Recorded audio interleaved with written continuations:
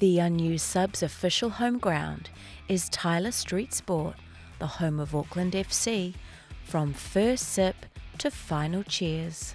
With special thanks to Collinson Forex, leading experts in foreign exchange for over 30 years.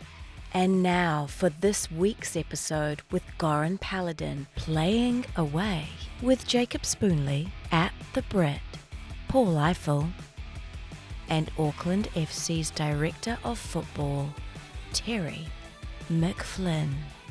These two guys used to play against each other. Paul Ifill, we've got a Wellington Phoenix icon and a Sydney FC hero. Is this going to be uncomfortable, Ify? He beat me every time we played, I think. So Every time? Well, we'll probably get into it, but I think so. They were comfortably better than us back then, so I've got not too much to say. Terry, the cogs in the brain are working overtime. Did you beat him every time you played? I think we probably had the lion's share of victories, but I think there was one, maybe two, but there was one definitely in Wellington when Brownie scored from the halfway line. Rocket still has nightmares about that one. Is that the volley, Terry? Volley, yeah. Chested it down. I'd like to say it was wind assisted, but we all know it's not that windy in Wellington. Is that manifesting for the weekend, Terry? Could be. Yeah. What made it so tough coming up against Sydney FC back in the day, mate? They had a lot of good players. They were well coached. I think Steve, certainly for the first year, Steve was still playing, and he was a heck of a player. I think people seem to forget how good of a player he was. He was class, and everything went through him. I remember they played us. We took a game stupidly to Palmerston North, which made no sense. The only place windier than Wellington we could find, and Steve Corica stepped up, scored a pen in an awful game. But that's what he tended to do. But they all round they had a good side. Very difficult to play against, and we were just not quite up to it most of the time. I think Terry's maybe right. I think we got one or two wins over a sort of 2 or 3 year period. Terry, what made Sydney so successful? Because Bling FC was the initial nickname that was given to you guys, but there was substance that sat amongst that, and then obviously the silverware was there for everyone to see as well. Yeah, look, I think it's very similar to what we've tried to bring to Auckland FC. The mentality from the very start was to be successful and was to win. We were very, very fortunate back in 2005 season when the club started. The coach then was Pierre Lebarski. Played in 3 World Cup finals, won the 1990 World Cup. He went to Japan when the J-League started, so he knew exactly what it was like to start a football club from scratch. So that mentality was there. Sometimes a little bit over the top in training and even races to the airport to see who could get there the quickest. Everything had to be a win. Within the speed limit, right? Yeah, of course. Yeah, there's a car park, and then there was like a flag that went down in the car park, and then you were all off? No, back in them days we used Super Mario Kart through Sydney? Yeah, we used to train in the morning and then fly in the afternoon. Obviously, we can't do that here in Auckland with the international travel, but the gaffer back then would say, right, what way do you think you're going to get to the airport, whether it's the M2, M7 or the M5? For we were at Parklea, and there's multiple ways to get to Sydney Airport. And we'd literally be sitting in the group Qantas check-in area, and we'd see the gaffer coming sprinting down the sidewalk, sits down, pulls his laptop out, and then the assistant coach Ian Crook comes in, and the gaffer said, okay, I won. I told you I was here before you. And that was it. We were like, wow, it's actually not that big a deal, but if it makes you happy, then so be it. He wasn't big though either, was he? So, he wasn't, no. But he still joined in the training sessions. He would have been, hazard a guess now, maybe early 50s back then. He was still the best player in training every single day. Wow. And if you didn't win and you were on his team, then you knew about it. And I was young back then. I was probably early 20s, 23, 24. And we always knew when his wife went back to Japan because he got bored. So he'd always bring the young players back for a second session, a third session. We'd actually even meet him at a local leisure centre and just play 1v. We had this tennis game where there was 2 poles and you had to play the ball through the pole and try and get it out the back to beat him. It was football, and we'd be there till 10 o'clock at night and we just couldn't beat him. And then there was no sports science or loading or GPS or RPEs back in them days. We'd be there till 10 o'clock, up again the next morning. You'd be rubbish in training the next day, and he'd be like, what's wrong with you? I said, well, I was playing 1v1 with you till 10 o'clock last night.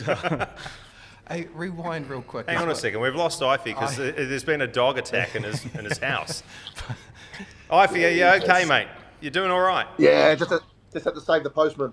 Oh, not again. This is like a regular occurrence on the Unused subs. It was the postman 2 weeks ago, same again today. Rewind. We need to film at a different hour, I think. Rewind though, Terry. Were you in the team that ripped out Auckland City's heart in the 93rd minute back in the first ever O-League championship? Yep. We played a little tournament in Australia to see who would be the Australian representative in the Oceania qualifier, the Champions League format, whatever you want to call it back then. So yeah, we beat Auckland City 3-2 in the semi-final. Steve Corrick actually scored the free kick to win it for us. And then we went on to the final. We beat the Solomon Warriors, I think they were called, 2-0. David Drilic, the former Perth Glory coach, scored 2 that day as well. And then we went on to Japan. We're getting into really good areas now, because where I kind of want to start, even though we will eventually talk about the derby, seeing as we've got Auckland FC's Director of Football and a Wellington Phoenix icon. We'll get to the derby soon enough. Myself and Terry spent some time together last week at the OFC Professional League launch, the soft launch, and it was a really awesome occasion, wasn't it, Terry? And a celebration of where Oceania football is heading. And both of you, actually, Terry and Ifill, you're connected to this in a sense as well, given that your history with Samoan football and Christchurch United, which is now South Island United. So can you talk a little bit about what it meant to launch a professional league in this neck of the woods, Terry? Yeah, look, I think it's we spoke about the other night, Goran. I think it's a fantastic step forward for football in the whole region. If you look at the players like Roy Krishna and Brian Kaltak that have come into professional football and shown that the talent is there. We just need a pathway and we need an opportunity to showcase it and put it in front of people to say, well, let's go and discover these islands and look at these players and bring them into the fold, if you like, into global football. And I think I was talking to someone about it the other day, if you go back 20 years and people talked about African football, you look now at African teams are challenging for World Cups, and I think we need to get to that stage with Oceania as well, where have investment there, have pathways, have facilities, have opportunities, and again the talent's there. It's just having the opportunities and somewhere to showcase it, somewhere to progress to. I'm similar. Obviously, having worked in the islands, the quality is there. I think there's a lack of infrastructure, a lack of coaching, unfortunately, which has got better over the last couple of years. But I think with this kind of investment and an aspirational league at the top of it, for those kids coming through now, all these different teams, it's not just one. For years in this part of the world, you had the Wellington Phoenix, that was that, and then obviously Auckland FC have come in and done ever so well. If you can add on another 6-7 teams to that, those kids growing up really have got an opportunity to potentially go and play professional football. So that's massive for the game in itself. Looking from what I know with Christchurch and Slava down there, this is what he's wanted. He'll look at this as a stepping stone. He still wants the A-League. This will be, can he do well in this for the next couple of years, and then can he get the license? And I mean, again, he's somebody who's certainly got probably the money and the resources to be able to buy that license. So watch this space for that. I think that will be what he's aiming at. He'll go hard in this at this level and see what he can do and try and prove people wrong. And that's just his makeup, really. Spoon, it's obviously awesome for the pathway around the Pacific, but when I think about my time as a young footballer, there wasn't a pathway to professional football at all. I'm playing in the 90s as a teenager, and if you want to push on and think, well, look, people are telling me that I'm a half-decent footballer, maybe I could pursue an opportunity elsewhere. You've literally got to jump on a plane and take a chance and fly halfway around the world to either the States or the UK. But now, with the introduction of this league, you've got 3 professional football teams in New Zealand. Like, how incredibly different and how positive is that for New Zealand footballers? When I signed for the Phoenix, signed as the second goalkeeper at that point in time. And that's the way it stayed? No, I dropped down to third. Second goalkeeper. Oh, third dropped goalkeeper. Down to third because Pasty came in. Mate. But then that meant that I couldn't play any games. So I'm part of the squad, and for around about 8 months, I'm sitting there training, waiting, trying to make the most out of training as possible. Yeah. But it's with tough. This additional layer, and let's not forget that Terry's club and the Wellington Phoenix have participation and representation in the National League, you've got what is now a 3rd level, which is great. So I'm looking at this, and I think people won't, and perhaps Terry won't be able to appreciate what this means until a couple of years after, because you've got this opportunity now where there are a lot of young Kiwis, to your point, that haven't been able to cut through with the Wellington Phoenix and with Auckland only just coming online. They had to go to the other side of the world. So there's players playing in the likes of the lower tiers in the UK. Ken Donkers is just someone who's come back to play for Birkenhead United that was over in Holland. And from a PFA perspective, what we do see is Kiwis go over, they get given a chance, maybe it's a 6-month to an 18-month contract, but then they have to adjust to the level and the demands. That's not always successful. So they'll come back to New Zealand and the drop down's massive. This might mean that it's more tiered and you get that ability. I think selfishly from the club's perspective, I want to get Terry's input on this, to have a look at these players, not having to commit to them on a 2-3 year deal, and say, actually, there is a reservoir there that we can tap into. And yet again, I know this is something that Steve commented on the weekend again about the first 11 with competition, but it adds to that depth of competition that you've got now. And I think that's probably the forge where you really start getting the results, because that mentality becomes honed. Yeah, definitely. Look, I think that was probably the longest question I've ever asked. That Terry, was longer than my long one in first season, I think. Remember, I got the shit ripped out of me, man. That's going to happen to you as well. Sorry, Terry. No, all good. You spot on, Jacob. And that was our strategy. It's well documented now that there's lots and lots of Kiwi footballers playing all over the world, and we went everywhere to try and find them and bring them back. Logan was in Finland. By the time we got to him, we went to Armenia, and we eventually got him. And again, the talent's here, in the local league, and everyone had told us there's no talent here. We were watching 3-4 games a week at the very start, and we got a lot of talented boys. Francis De Vries was playing for Eastern Suburbs, arguably one of the best players in the competition at the minute. So he's in the national team on the verge of going to the World Cup. So without having that opportunity and having that pathway, it's basically changed his life.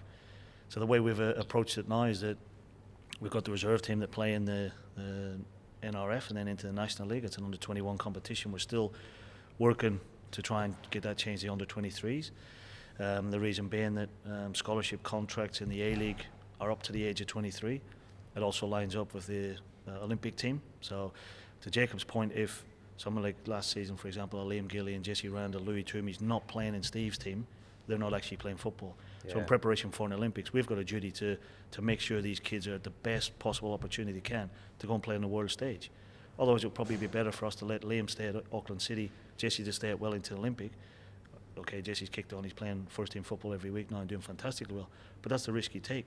So unless everything lines up and there is a match program in place for these kids to play, so then underneath the reserve team, we started a development centre. So what we've decided to do is we want to work with all the clubs and actually develop the coaching, the strength and conditioning, the analysis. We don't want to take players away from the clubs at a young age. So we've got a development centre, 2 age groups, 14 to 16, 17 to 19, which run on a Monday night. So they get supplementary training with us. They train with the clubs Tuesday, Thursday, and play on the weekend with the clubs.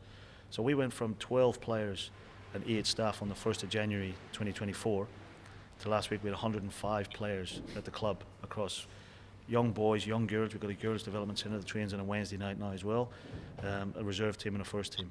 So that, again, that connection into the community, opportunities and pathways is visible. And I think one of the big things, and I'm probably the longest answer ever now, but got off on a tangent. Wifey's fallen asleep. Look, he's snoring over there. The dogs will wake you up shortly. I think one of the genuine visual, tangible pathways that we've seen was Alex Paulsen. So again, the conversation around when we were piecing it all together, and the guys at Bournemouth said, why don't you sign Alex Paulsen? He's the best goalkeeper in the competition. We said, we can't. There's no domestic transfer system here. So they said, well, we'll buy him and loan him to you. We said, well, you can't. You've got to change the rules. So that actually shows kids from Auckland, they're that far from the Premier League. And to have Alex come back and sit in the changing rooms and sit in the players' lounge and next to Finn McKinley, Adam McCullough-Bally, Ollie Middleton, and have a Premier League contract. And Ife's been there, he's playing in the Premier League. So it's the reality of it is your life can change overnight. So for us, we've got a duty as a football club to open up as many avenues as possible and create opportunities, because the talent is here. That's the thing. Yeah, it's all incredibly positive, isn't it, Ife? I'll tell you one negative out of the night, though, and this sort of harks back to your chat 2 weeks ago about you and Roy Keane. where you played against him in the FA Cup final, and then you weren't sure if he knew you or not when you met him again at a later date. The same thing happened with me and Ali Williams. I played in his football team for at least 2 years, and he didn't realise that I was a former teammate. And I showed him a picture, Ifi, and it's basically, I'm stood next to him in the 1995 University AFC end of season photo, and I show him the picture, didn't know who I was, and I was like, I even captained the side, man. Embarrassing. So it happens to the worst of us. I think Ali was about 6'4" in that photo, man. Yeah, he was huge. So I was Roy Keane by a guy within my own team. Yeah, that's yours is worse. I mean, I shared the pitch with Keane for like 90 minutes, and he didn't remember me. Yours is a little bit worse, I think. For at least 2 years, man. Yeah, at least 2 years. That's embarrassing stuff. I agreed. Should we get on to the weekend, mate? Because we're kind of wrap, delaying and yeah. we're going to finish on the derby, and it'll be the 4th instalment. I can't wait. Terry, just before we do that, on the weekend's games, and I'm going to start with the Wellington Phoenix, because I think this is a point that's relevant to the league. A couple of years ago, we had a situation where arguably there was over-refereeing and VAR intervention happened with all too great a frequency, and that was frustrating. Are we now at the point, just given the fact that Eze didn't get sent off last week, arguably Harrison Steele should have received at least a second yellow card yesterday. I know that Steve's got his own gripes around some of the fouls that were happening, particularly Sam Cosgrove. But are we now letting too much go in the league, or is this good for the type of football that we want to develop?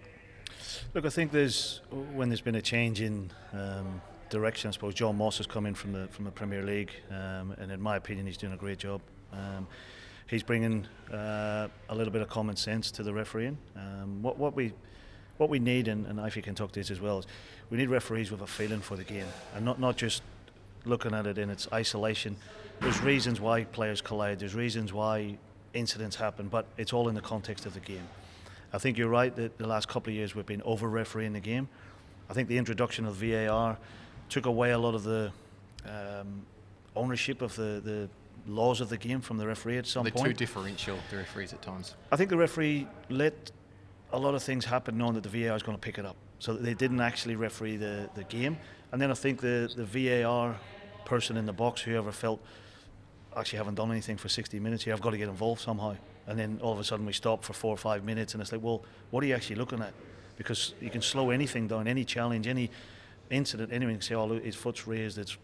You can find anything. So I think in a transitional period that we're in at the minute, from over-refereeing to letting too much go, there's going to be that uncertainty.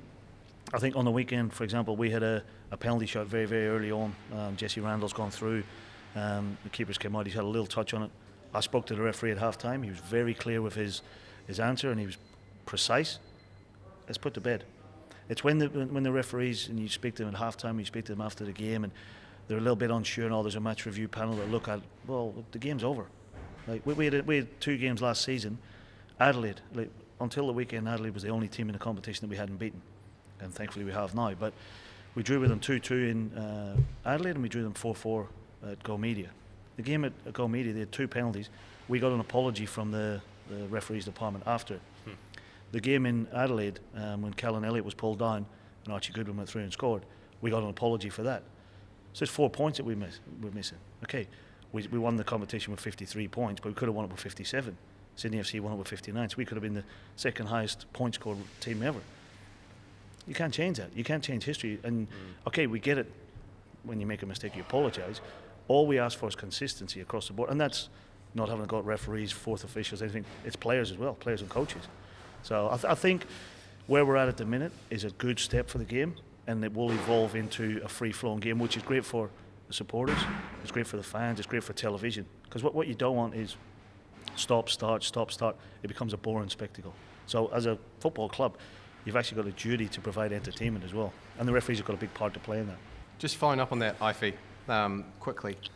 To Terry's point, and I've had a chat with the likes of Nick Waldrum and Campbell Kirkwar, and what their experience has been. And I don't agree with the fact that they're often asked to be a third impartial party, asked to train away, asked to do things by themselves. To Terry's point, you then get this kind of echo chamber learned behaviour where that feel for the game isn't there. So I'm not saying we've got it perfect at the moment, but is that something that is not a unique experience, I guess, just in these first couple of games, but overall, I think? I just think, this has always been my opinion, if you're going to have somebody else review the referee's work, then there should be no apology coming back to a club at any point. That makes no sense to me. I'd rather the referee makes a mistake in the game and there is no VAR, and then the referee apologises, and you go, okay, cool, we move on. That's what it used to be, and that's what we used to speak about, and my dad used to speak about in the pub, about the shitty call 3 years ago or the 2 years ago when the league was robbed. So we might as well go back to that. That's the entertainment value as well, isn't it? I for the ability to chat after the game. You know what I mean? And also, I look at it from a spectacle point of view. We used to see unbelievable celebrations. Now, when there's a real close one, they go and half celebrate.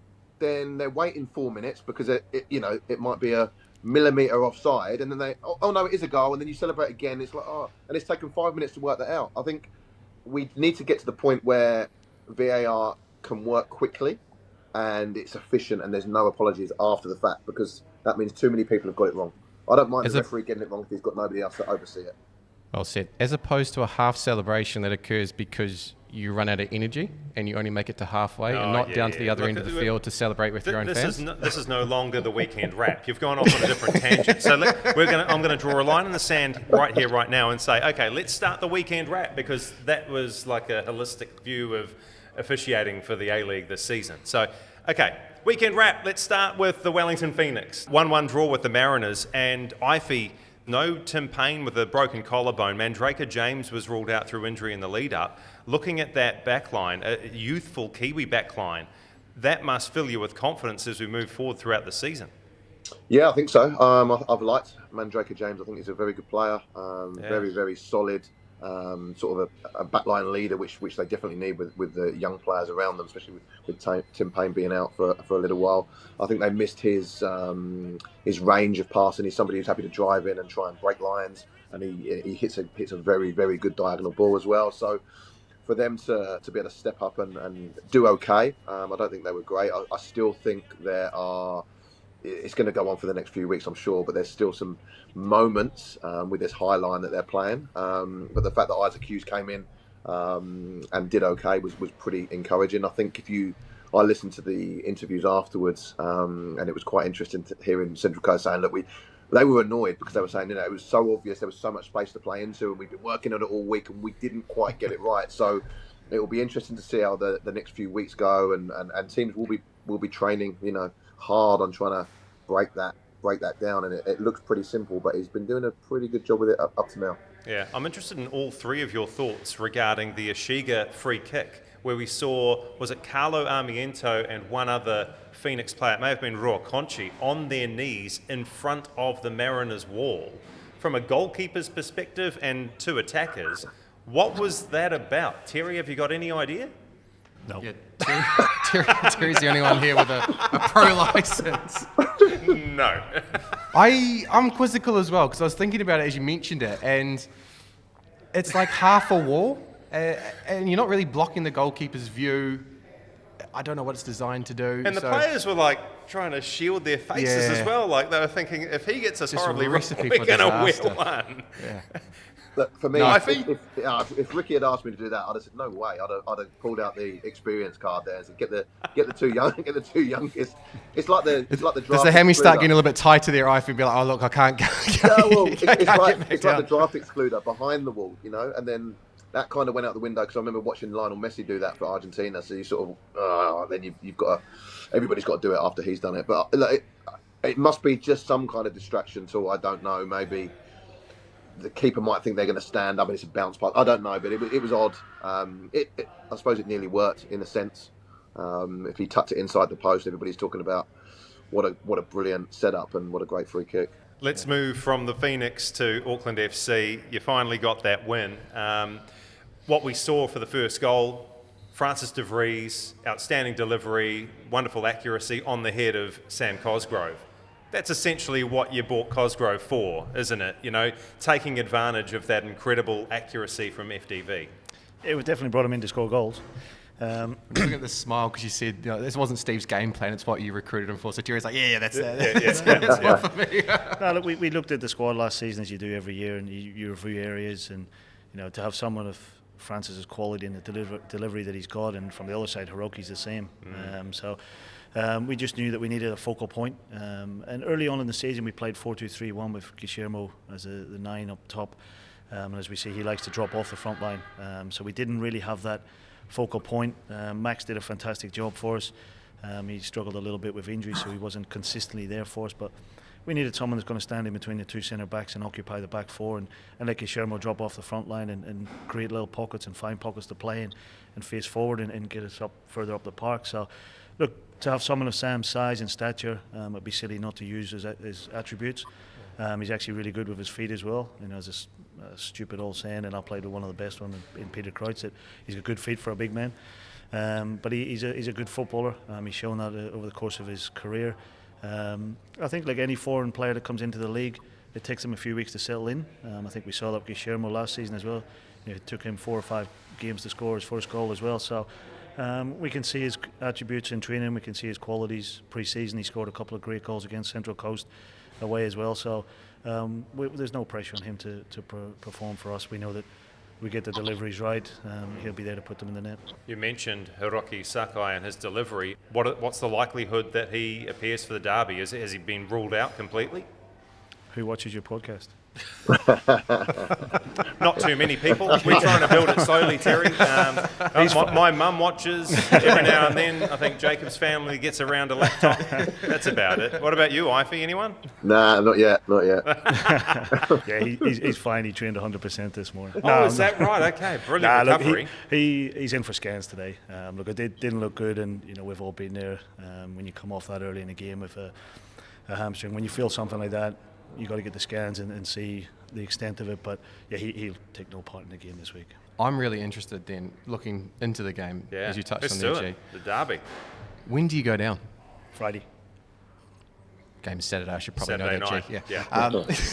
Saturday night kickoff, mate. Any training done down in Wellington, or is it just get down there Friday afternoon, prep for Saturday, go out, play the game on the turf, and then get out of there? Yeah, so our schedule this week is the boys have got today off. They did a recovery session yesterday, today off.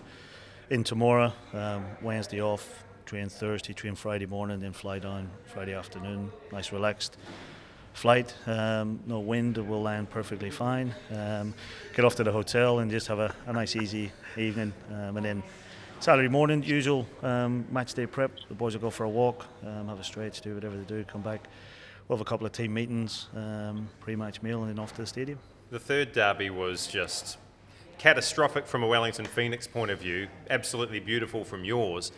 Ifill, in terms of the Wellington Phoenix, what would that result do in the lead-in to the first derby this season? Are they thinking about it? Are they talking about it? Does it come up in conversation at all, or do they just park it and say, we're a new team with new players, a new way of playing, let's get on with things? I think from the coach's perspective, from Chiefy's perspective, he'll be trying to take the emotion out of it. He'll be saying it doesn't mean anything. It's a new start. But Terry will probably say the same as me here. The players remember it. If you get a proper doing, it's in the back of your mind, and you've got to try and remain pretty balanced, because it's not about going out and making.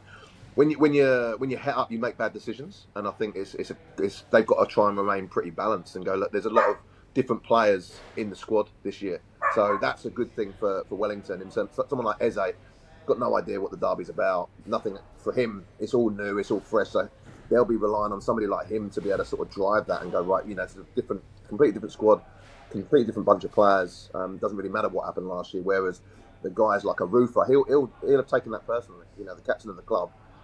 What happened last year, he'll know wasn't acceptable. So I think he'll be trying to rally those round that were there last year to go, right, this does not happen again. So quite interesting team dynamic there, and it'll be interesting to see how it goes on the day, but I'm expecting a very good game. There's a little bit of feeling, particularly in other codes, that at least in the lead into last year's derby, this was plastic. It wasn't real angst. Ali sent a mate out onto the field with an Auckland FC shirt at a Wellington Phoenix game. It was a bit forced. After 3 derbies, can you comment on what the intensity is like when you've got responsibility and skin in the game? Yeah, look, I think as Paul said there, when you're dealing with derbies, it's something different. Our mentality is to win every game, regardless of who we play. But when you're dealing with a derby, and especially when there's South Island United's the third professional team now, but there's 2 professional teams at the minute that play in the same competition. So to have that bragging rights, or to have that mantle, if you like, that The satisfaction, isn't it? satisfaction and whatever else you want to call it, but it is special. You can't take that away from it, and the thing is to understand it, to recognise it and embrace it, is what we've been doing, and it's not a normal game. Like that's the reality, and you have to accept that, for until the next instalment of the derby, it's only a few weeks away, but then you've got that right, so you've got to make that up, or whatever way you end up in the ledger. But for us, we've got thousands and thousands and thousands of fans that we're playing for. And the good thing for us again this season is that the first one's away again. So last season it was away. We went down there. We took a lot of fans down there. We won the game and they came back in the droves, got behind us again. So we know that we've always said it. There wasn't a professional team here for 17 years, so we've got a duty to this city, and that's what we're taking with us on the weekend. Can I talk about tactics for a moment? And I don't expect you to give everything away before game day, Terry, but we've spoken so much about the Phoenix high line. How tempting is it to play your fastest possible front line to get the better of their high line? I'm thinking about bringing in Logan Rogerson from the get-go to take advantage of playing so high up the field, and possibly some of the slower players like Lucas Kelly-Heald on the left-hand side. Can you talk to us a little bit about the tactics? Is this a job interview? Yeah. Ali, actually, when he realised who I was, he hired me. Yeah. So. Look, I'm not going to talk any tactics because I'm Terry, please. Look, I'm not a coach. So if I say anything here out of school, Steve and Danny will have me by the throat. But look, I know they're working. Not a fair fight, is it? Definitely not. Look, I know that obviously they do a lot of analysis, and they present the game plan to the players, which they'll start working on from tomorrow onwards. For us, it's about being consistent in what we do. You've seen the way we play. We don't make any secrets of it. Teams try and stop us, but we'll play our own game. And obviously, as we do every week, you look at the opposition and see where there's areas that you might be able to hurt them or exploit them, and if they're prepared to give you space and opportunities to play into, why not? Ifill, if you wanted to hurt your old club, would you play Logan Rogerson up top, burn them with pace? Potentially, but look, I think, and Terry will know, Jesse's probably just as quick as Logan. It's pretty close, mate. So I think the way that Auckland can set up with Cosgrove, it doesn't need to be this straight ball over the top. It can go into him. It can be set underneath, and then there's the next one. So then you can get your runners in that way. I think some teams get sucked into playing a little bit too long, too early. So it's almost playing that extra pass, and if they haven't dropped off because there's no pressure on the ball, then it's the next one, and you get your Jesses running off, or whoever's going to be playing. But I mean, like Terry said, I don't think they're going to change for anybody. I think what they've been doing over the last year or so is working.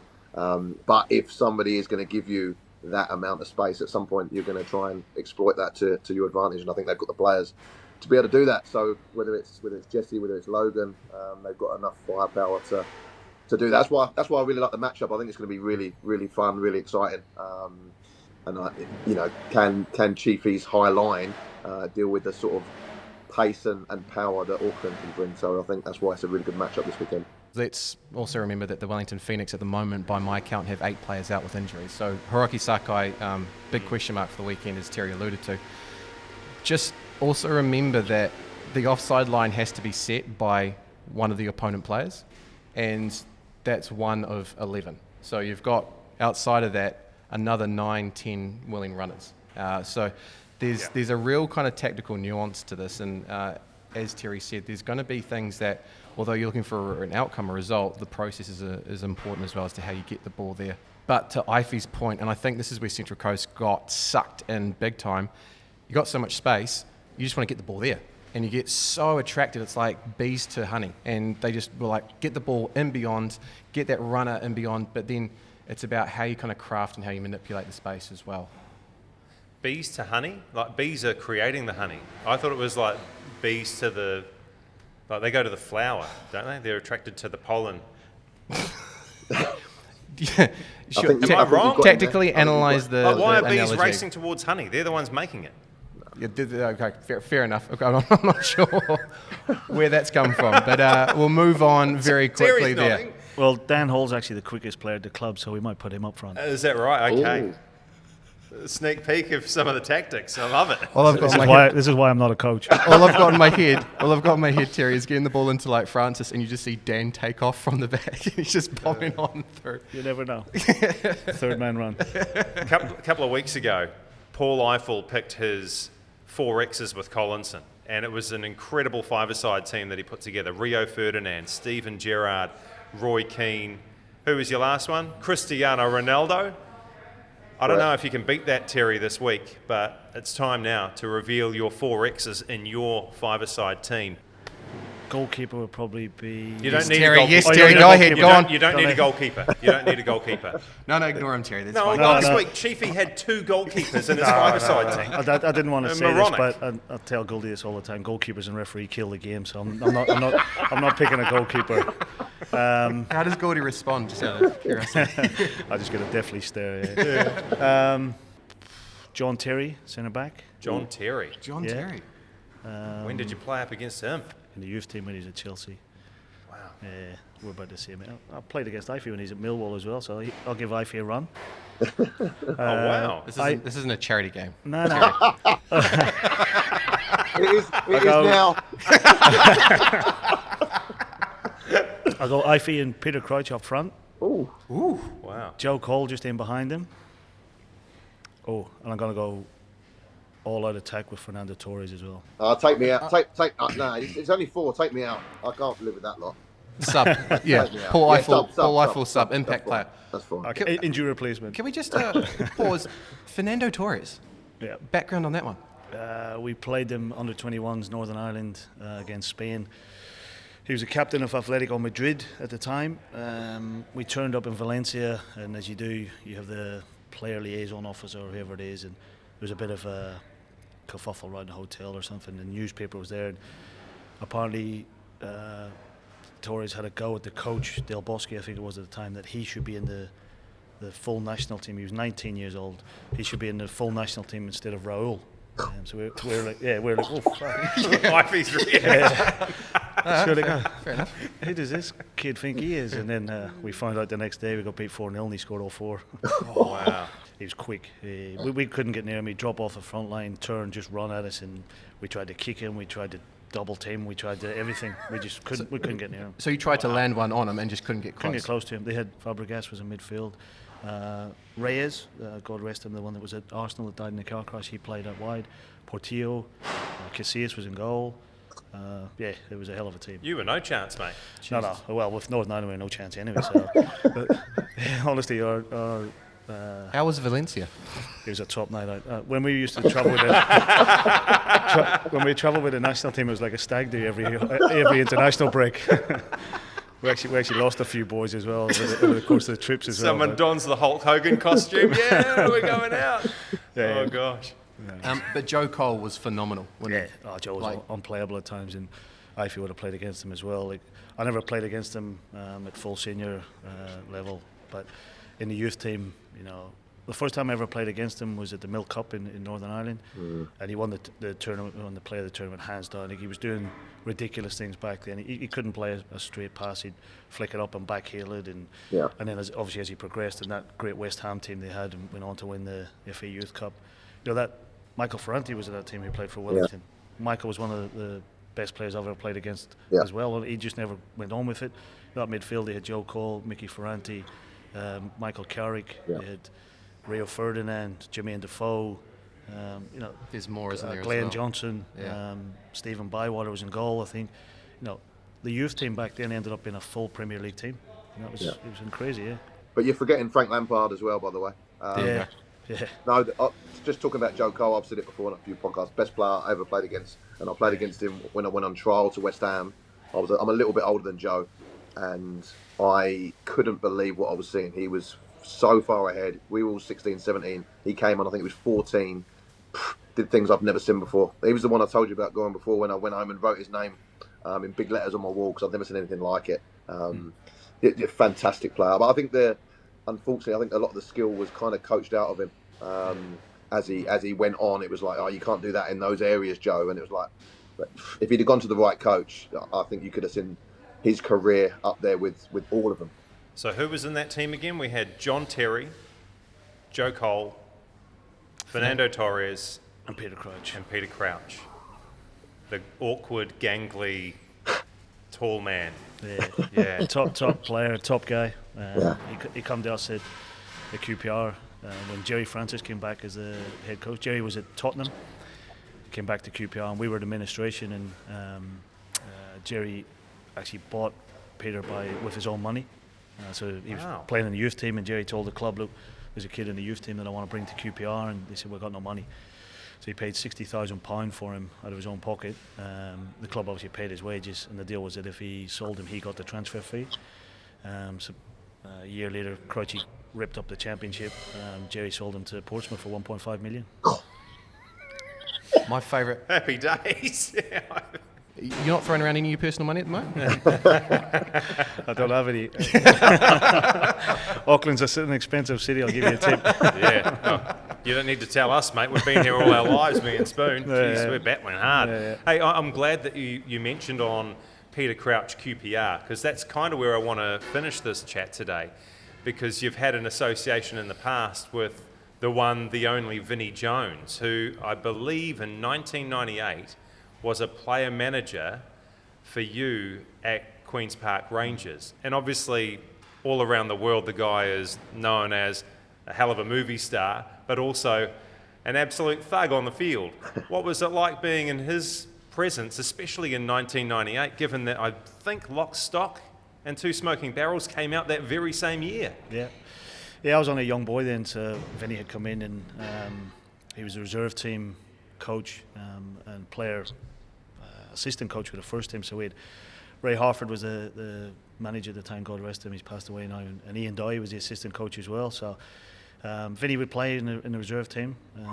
Many times I'd play alongside him in the middle of the park. I remember one game we played Chelsea at Loftus Road, and actually Ruud Hullet was playing for Chelsea at the time as well, and there was as many turned up to watch Ruud Hullet play and Vinnie Jones play against each other as we were getting on the weekend for the first team games. But look, he was a I didn't have a lot to do with him. Obviously, he was with the first team and I was only young, but he did take us all to the premiere of Lock, Stock and Two Smoking Barrels. We didn't know anything about it. We didn't even know he's filming it. And then there was a thing, as I feel, in the players' canteen, you put up notices on the notice board at times, and we read it, be at the training ground for 5 o'clock. Black tie event, every player's invited. So we turned up, and then that was it. We went and watched the premiere. But look, he was. Sorry, did you rent the suit, or did you have a black tie? No, probably. What was the shop back then? Next, I think it was from a top man. I think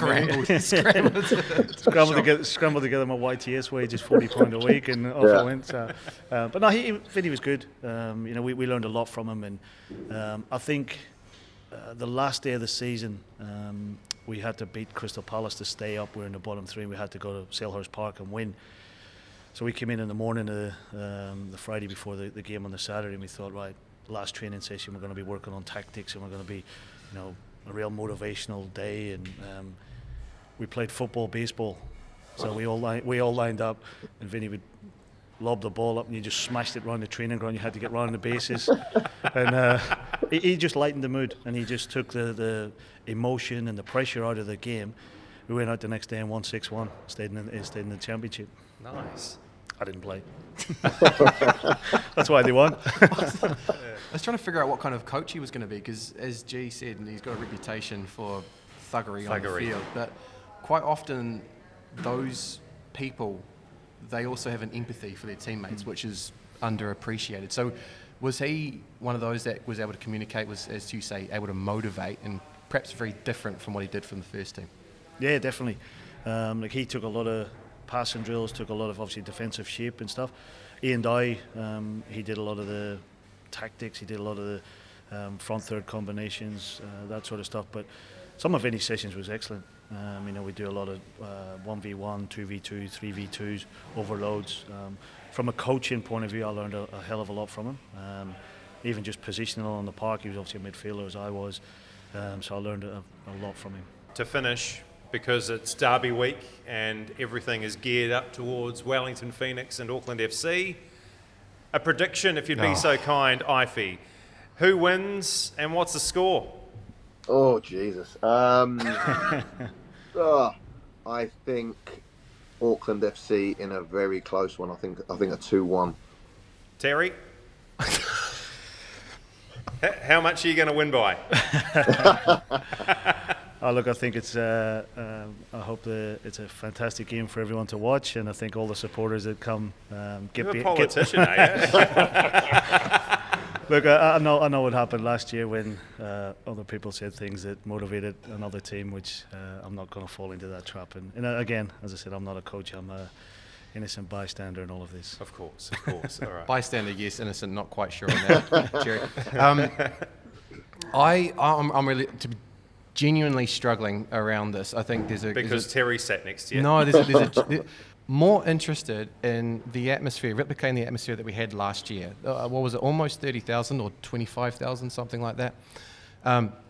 What an occasion, and what a moment for football in New Zealand. I want to see something like that again, because the Port were there, they were lively, they were loud, they got louder at the end, but Wellington showed up and supported their team, and I would love for that to happen again. If we get a decent afternoon, what an absolute canvas for the players then to go out and play and represent their cities on. And Terry, I'm sure this has happened to you in the past, but the lights have just come on as well. So I think that's... Usually it happens at 4 a.m. in the bar, but now it's happened at 11 a.m. It's time for us to get out.